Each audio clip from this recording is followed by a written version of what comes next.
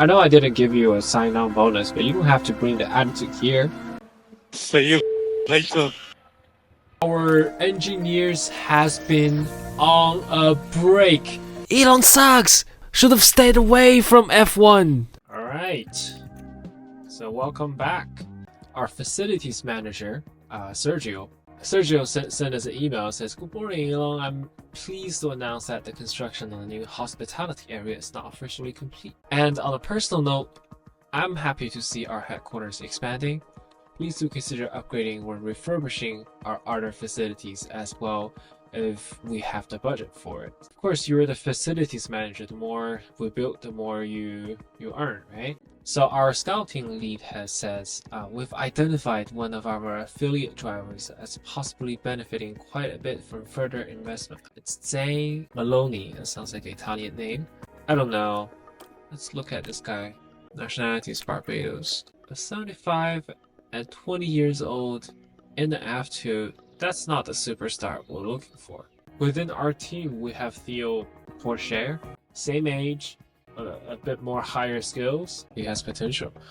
But you, Zane, I'm sorry, I don't want to invest more. So I'm just gonna acknowledge.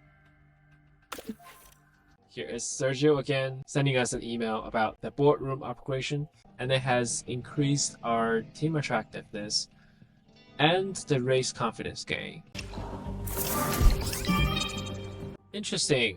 So before, remember, we decided that we're not gonna invest a lot more in Zane. His performance is improving, actually. After hearing the news, I guess Zane is trying to prove a point to us that he still has high potential and would want the team to invest in him. Well, if you keep this up, we will think about it. All right.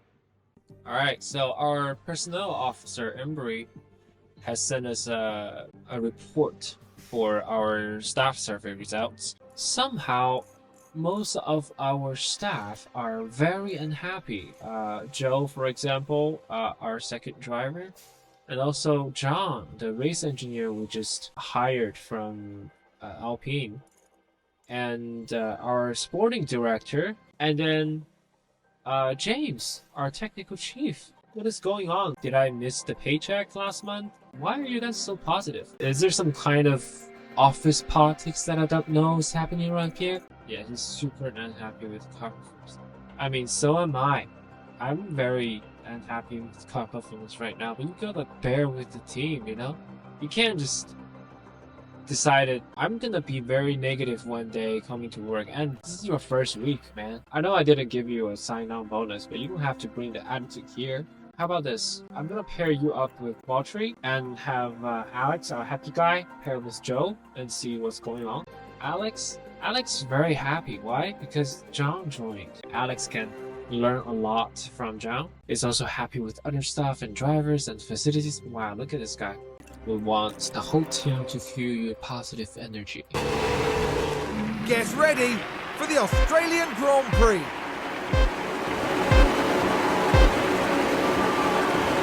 And it's lights out, and away we go. Both Saubers lost 2 positions.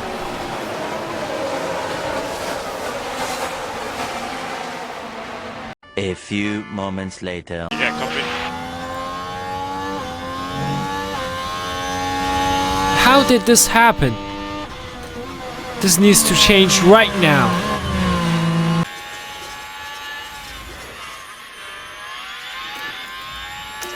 Charge the battery when we get slowed down. And overtakes on the straights. Overtake is available. Copy.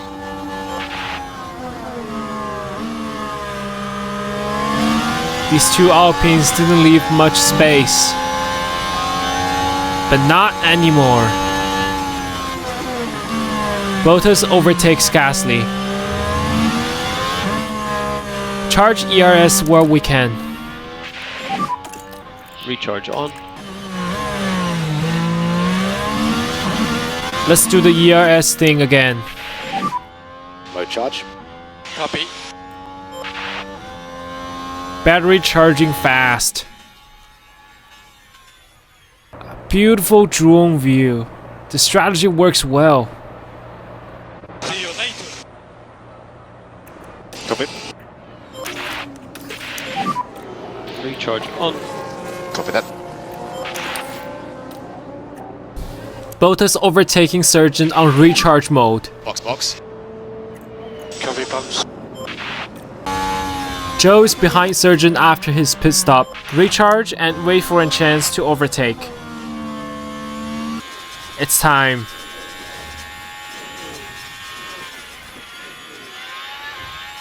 A series of attacking and defending here, but eventually Zhou finds an opportunity. Sargent is not giving up the position that easily. It's the straights again. See you later. Zhou finally makes it through and left a friendly comment. That's the checkered flag. P16. Altogether a good race. Struggling a bit, but thank you. Well, we've lots to talk about today. For the moment, though, there's Zhou Guanyu. And for them, it's P16 and no points from today's race. Out and onto the podium steps Charles Leclerc, the driver from Monaco, really deserving of that top 3 spot. That gives them their first win of the season, and it was really well deserved. Well, it wasn't exactly a walk in the park, but it was a thrilling weekend here for us all at the Australian Grand Prix.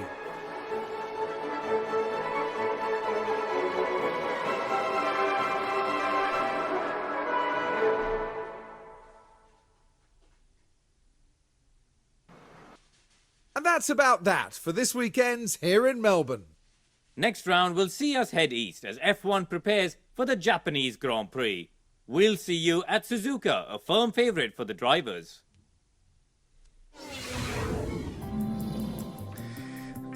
Alright, so the Australian Grand Prix is over. And one thing about Sauber that we noticed is that during the race, it seems like Sauber's engineers finally knows how to leverage their ERS usage. That strategy seems to work very well towards the end of the race. Alright, let's look at the post-race data from our technical chief, James. Good morning, Elon. We've compiled the data into the attachments below. Basically, our car wasn't suited to the track given its poor DRS effectiveness performance. And look at the rest of the grid, our car underperforms on tire preservation. The Japanese Grand Prix will need solid high-speed performance, so that should be a focus. Our car isn't great in that regard, so this could be an uphill battle. Oh, wait a minute. I just realized something. Our engineers has been on a break since they finished the last projects. Okay, this is funny. So after they finished researching the underfloor and the chassis, they come to Elon's office, and Elon was very happy. Oh, you guys did absolutely amazing job. And Elon just decided to give them a break. This could result in a disaster. I know some of you will be like, Elon sucks! Should have stayed away from F1! Let's not assign blames here. It wasn't actually a mistake that Mr. Musk set these engineers on vacation. It was actually a well thought plan. Just hear me out. Mr. Musk's plan is basically use the Australian Grand Prix as a testing ground for the new car parts to see if the engineers is delivering what they claim they're delivering. So, you know, he just took over the team not long ago. He needs to know if the engineers is not lying to him about work progresses. So that was a little test. The reason why he put these engineers on vacation is that it's easier for him to fire them if he find out anyone is lying and not doing their job correctly. And fortunately, the Sauber engineers are very ethical person. They did deliver what they claimed they delivered. So now Elon decided to call them back to the office and start giving them very tight scheduled projects. And now let's wait for the new car parts being manufactured at the factory. Oh, there's a driver development update. Zhou's defending got improved from a 75 to 76. Last time I think we told him to specifically improve this weak spot of his. And he is taking our advice. I like that, Zhou. You have great potential, keep it up. News about Haas. They also have a new chassis design, but it seems to be one of the worst of its kind on the grid right now. So looks like their new design is not performing that well. Good to know.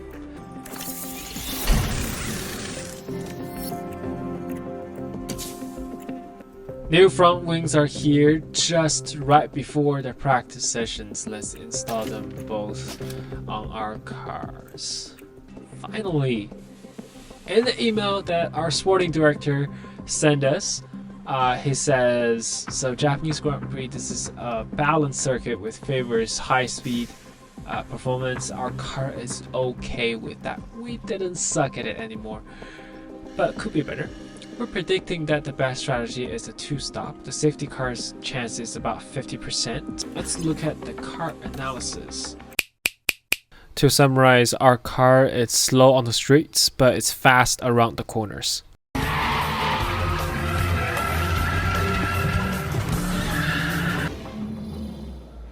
Konnichiwa from the Suzuka circuit in Japan. This unique track is a favourite home for motorsports, and it welcomes us back this weekend. Get ready for exhilaration and speed with the Japanese Grand Prix. It's Ferrari who are currently ahead in the constructors' standings. And coming into round 4, there are plenty of teams who want to change that. Our weekend action starts here.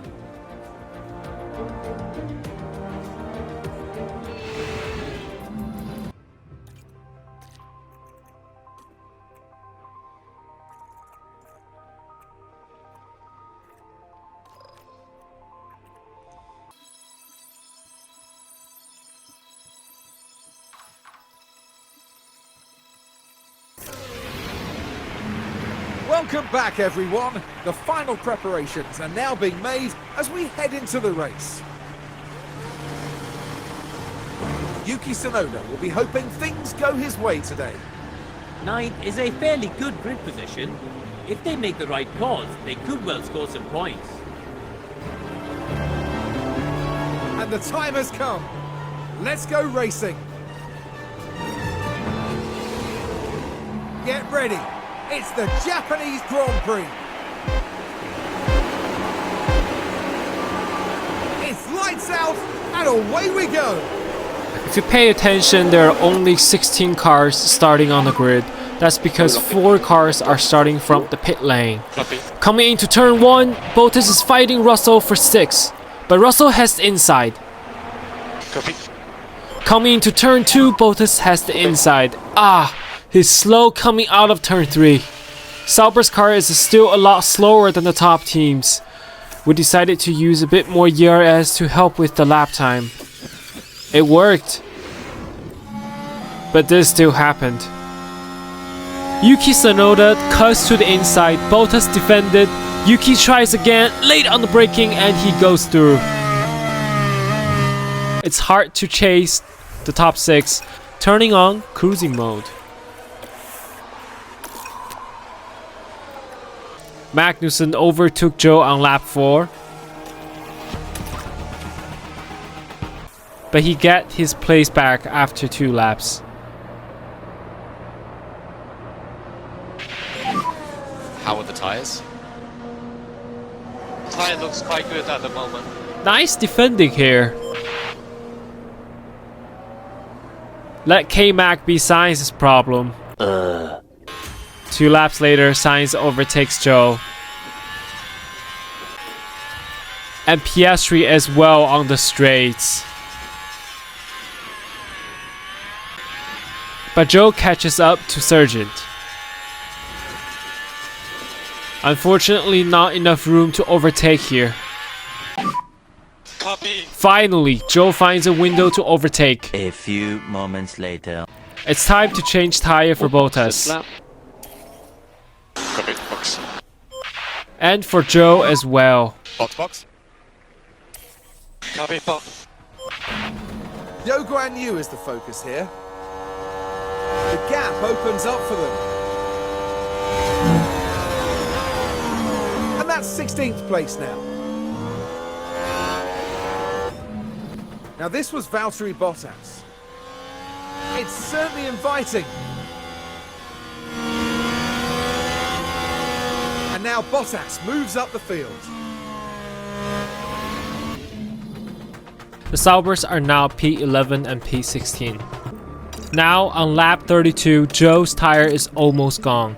Elon's strategy is medium tire for the last stint, but there's still 21 laps left. So change of plan. Zhou, box. A few moments later. Magnussen ahead.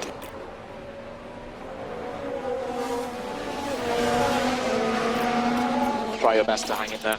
Zhou's already attacking before the TR ends. And save fuel where you can.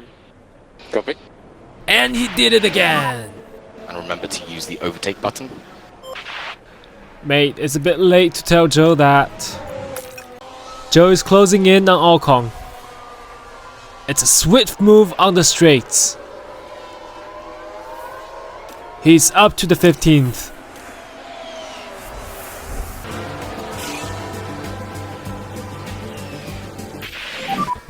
VSC.